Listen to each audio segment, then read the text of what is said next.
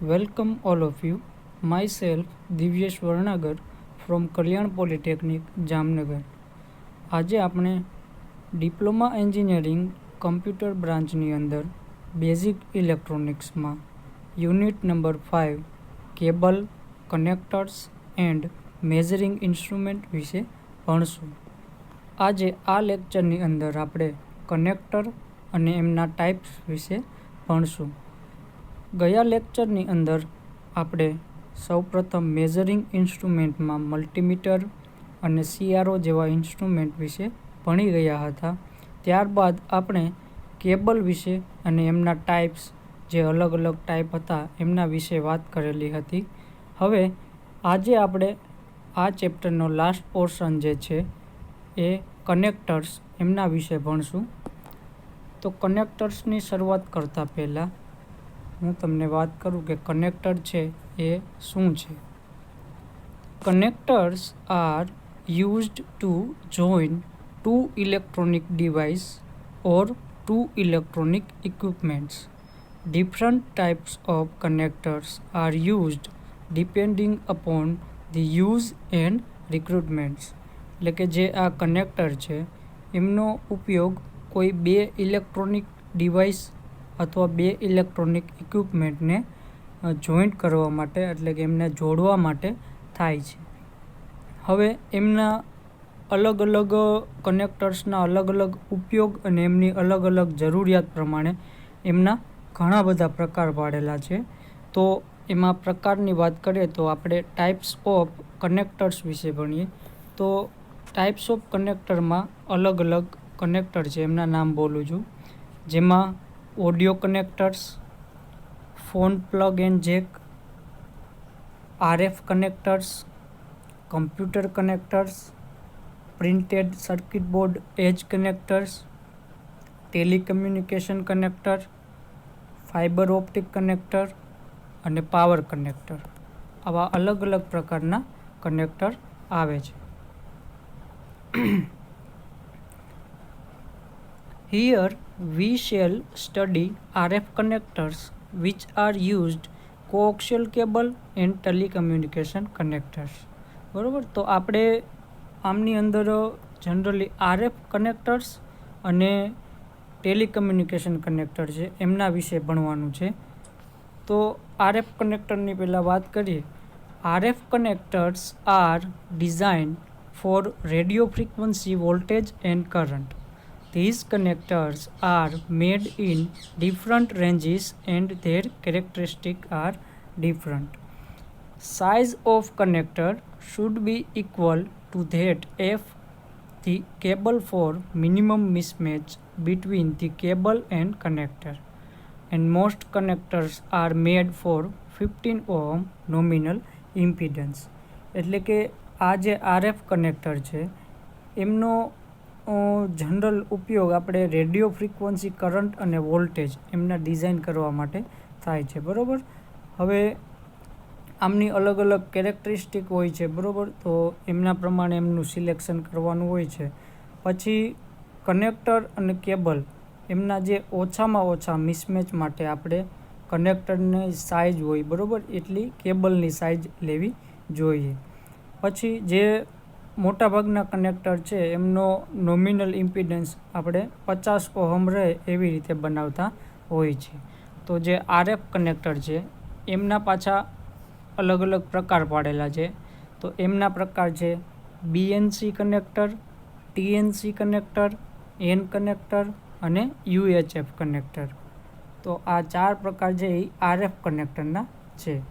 એમાં આપણે પહેલી વાત કરીએ BNC કનેક્ટરની.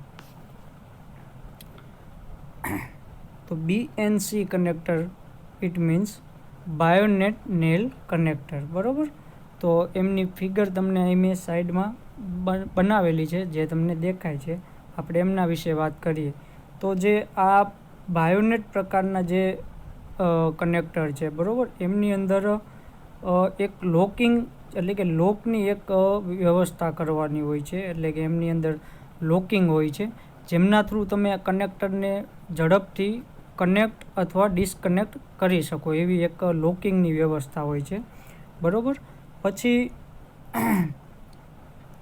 એમની અંદર એક પિન છે અને એક ડાયઇલેક્ટ્રિક મીડિયમ તરીકે ટેફલોન વાપરેલું છે. તો આ બે વસ્તુનો ઉપયોગ થાય છે. જે આ કનેક્ટર હશે BNC ટાઈપના, જનરલી સાઇઝની અંદર સ્મોલ હશે, બરાબર. સ્મોલ સાઇઝ, એમનો વેઇટ લેસ હશે, તેમનો નોમિનલ ઇમ્પિડન્સ 15 ઓહમ, અને તેમનો ઉપયોગ જનરલી આપણે CROમાં, કમ્યુનિકેશન રિસીવર, DVM, રડાર અને TV સિસ્ટમ વગેરેમાં ઉપયોગ થતો હોય છે. તમને તમારી ટેક્સ્ટ બુકની અંદર એમના અલગ અલગ BNCના સ્પેસિફિકેશન પણ આપેલા હશે, જે તમે જોઈ શકો છો, બરાબર. તો એમનો નોમિનલ ઇમ્પિડન્સ તમને 50થી 75, આપણે આગળ ઇમ્પિડન્સ વિશે ભણી ગયા હતા, એમાં મેં વાત કરેલી હતી. તો નોમિનલ ઇમ્પિડન્સ એટલો હોય છે. તેમની ફ્રીક્વન્સીની રેન્જ અમુક હોય છે, તો કે DCથી માંડી અને 4 ગીગાહર્ટ્ઝ સુધીની આમની ફ્રીક્વન્સીની રેન્જ હોય છે. પછી ઇન્સ્યુલેશન રેઝિસ્ટન્સ હોય છે, બરાબર. વોલ્ટેજ રેટિંગ અમુક 500 વોલ્ટથી જેટલા હોય છે. પછી એમના કોન્ટેક્ટ રેઝિસ્ટન્સ, બરાબર. આ બધી વસ્તુના સ્પેસિફિકેશન જોઈ આપણે BNC કનેક્ટરની વાત કરતા હોય છે. તો BNC કનેક્ટર પછી આવે છે TNC કનેક્ટર. તો TNC કનેક્ટર એટલે કે થ્રેડેડ નેલ કનેક્ટર, બરાબર. તો જે આ TNC કનેક્ટર છે એ આમ તો BNC કનેક્ટરના જેવા જ હોય છે, પણ ખાલી આમની અંદર જે પહેલાંમાં બાયોનેટ પ્રકારની જે લોકિંગની સુવિધા કરેલી હતી, એની જગ્યાએ આમની અંદર થ્રેડિંગ કરેલું એક કપલિંગ હોય છે.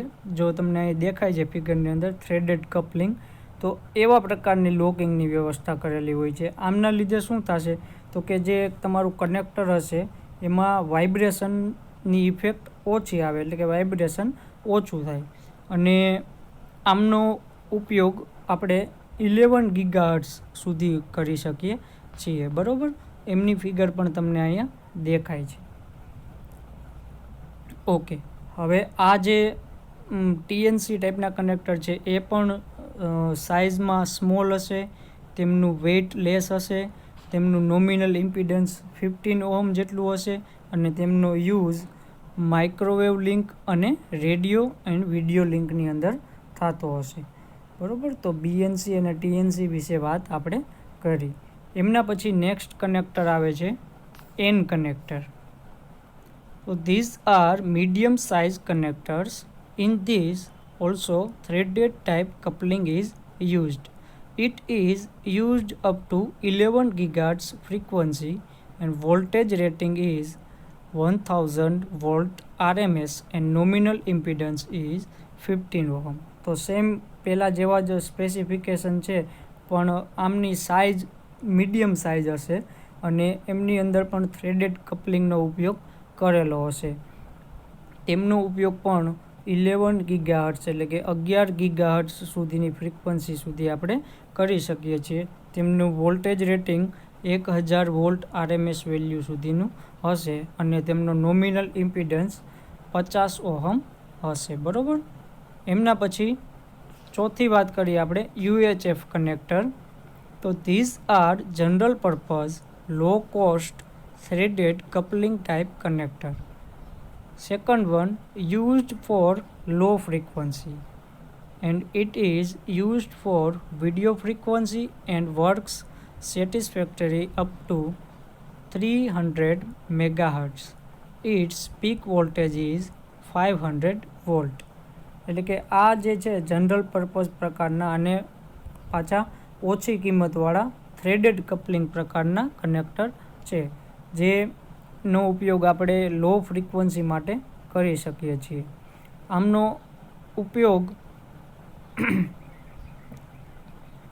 ઉપયોગ જે છે એ વિડીયો ફ્રીક્વન્સી માટે થાય છે અને તેમની ફ્રીક્વન્સી અંદાજિત 300 મેગાહર્ટ્ઝ સુધીની હોય છે અને તેમના પીક વોલ્ટેજનું રેટિંગ આપણે 500 વોલ્ટ સુધી લઈ શકીએ છીએ. તો આ જે બધા 4 પ્રકારના કનેક્ટર હતા, બરાબર. ચારે ચારની વાત કરી આપણે. સૌપ્રથમ વાત કરી BNC, પછી વાત કરી TNC, પછી N પ્રકાર અને UHF પ્રકાર. આ ચારે ચાર RF કનેક્ટરના પ્રકાર હતા. એમના પછી વાત કરીએ આપણે ટેલિકમ્યુનિકેશન કનેક્ટર. તો ટેલિકમ્યુનિકેશન કનેક્ટરમાં અમુક પ્રકાર આવે છે, બરાબર. તો એમના પ્રકાર છે, એમાં આપણે પહેલા પ્રકારની વાત કરીએ RG45 એટલે કે રજિસ્ટર્ડ જેક કનેક્ટર, બરાબર. RG45. તો આ જે કનેક્ટર છે, this ease of 8 wire type connectors. આ જે છે એ 8 વાયર પ્રકારનું કનેક્ટર છે, બરાબર. In addition to the use with telecommunication, it is used for connecting computer to LAN, especially with Ethernet. એટલે કે આમનો જે ઉપયોગ છે એ ટેલિકમ્યુનિકેશન ઉપરાંત આપણે જે local area network LAN network આવે એમને જોડવા માટે થાય છે. એટલે કે જે ખાસ આપણે ઇથરનેટ વિશે જોયું હોય તો ઇથરનેટ માટે થાય છે, બરાબર. S notch is provided so that the connector cannot be fitted in reverse way. એમની અંદર એક એવું ખાંચા જેવું રાખેલું હોય છે જેનાથી તમને ખબર પડે કે આપણે જે કનેક્ટર લગાડીએ છીએ તે આપણાથી ઊંધું ના બેસી જાય. એટલે એવું એક ખાંચા જેવી એમની અંદર રચના કરેલી હોય છે. તમને ફિગરની અંદર દેખાય છે, આપણે 8 વાયર દેખાય છે, બરાબર. તો 8 વાયર પ્રકારનું આ કનેક્ટર છે RG45, બરાબર. એમના પછી એમનો બીજો પ્રકાર છે RJ11 એન્ડ RJ41 કનેક્ટર, બરાબર. તો registered Jack 11 and registered Jack 41 આ બે પ્રકારના કનેક્ટર છે.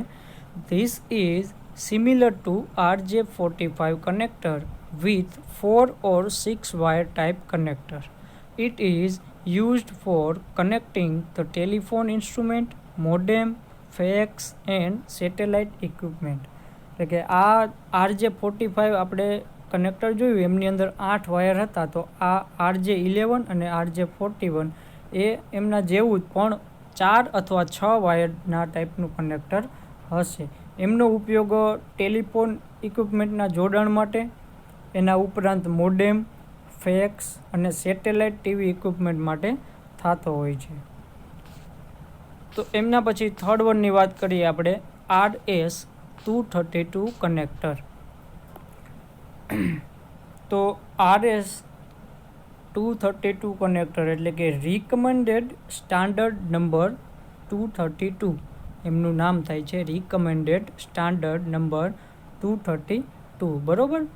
તો આમનો ઉપયોગ છે આપણે જનરલી કમ્પ્યુટરની અંદર કરતા હોય છે, બરાબર. હવે જે RS232 એમના અલગ અલગ પ્રકાર પાડેલા છે ABCD એવા પ્રમાણે. તો જે એમાં C પ્રકારનું હોય છે એ જનરલી RS232C.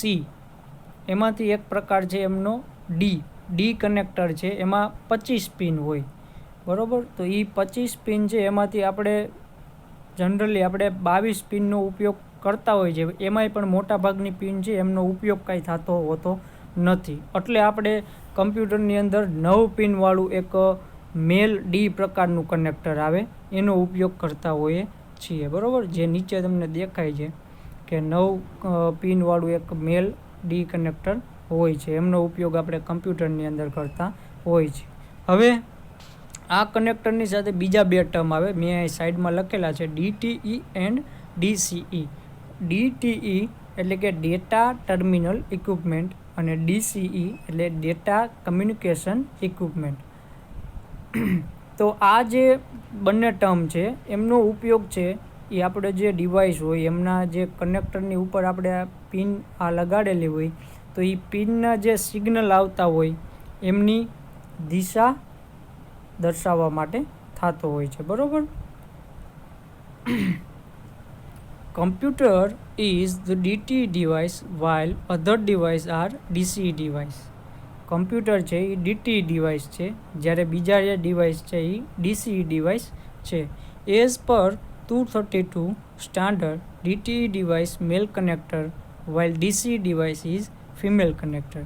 તો જે RS232ના સ્ટાન્ડર્ડ પ્રમાણે વાત કરીએ તો એમાંથી DTE પ્રકારનું જે ડિવાઇસ હશે એ મેલ કનેક્ટર હશે અને DCE એટલે કે ડેટા કમ્યુનિકેશન ઇક્વિપમેન્ટ હશે એ ફિમેલ પ્રકારનું કનેક્ટર હશે. તમને કનેક્ટરમાં તો ખબર જ હોય મેલ ફિમેલ કનેક્ટર આવતા હોય છે. અહીં હવે તમને બે ફિગર બતાવેલી છે, એમની અંદર પિન આઉટ બતાવેલું છે 25 પિનવાળું જે કનેક્ટર અને એક 9 પિનવાળું કનેક્ટર, બરાબર. તો આ RS232 કનેક્ટરની વાત કરી. એમની અંદર આ જે હું અત્યારે બોલ્યો એ બધું તમારે થિયરીમાં પૂછાય તો લખવાનું થાય. એમના પછી ટેલિકમ્યુનિકેશનમાં ફોર્થ વન આવે છે HDMI કનેક્ટર. HDMI કનેક્ટર એટલે કે હાઈ ડેફિનેશન મલ્ટીમીડિયા ઇન્ટરફેસ. આમનું ફૂલ ફોર્મ બહુ બધી વાર પૂછાય છે HDMIનું. તો હાઈ ડેફિનેશન મલ્ટીમીડિયા ઇન્ટરફેસ, જે એમનો ઉપયોગ છે used for interfacing uncompressed video data and compressed or uncompressed digital data from HDI source device to compatible digital audio device.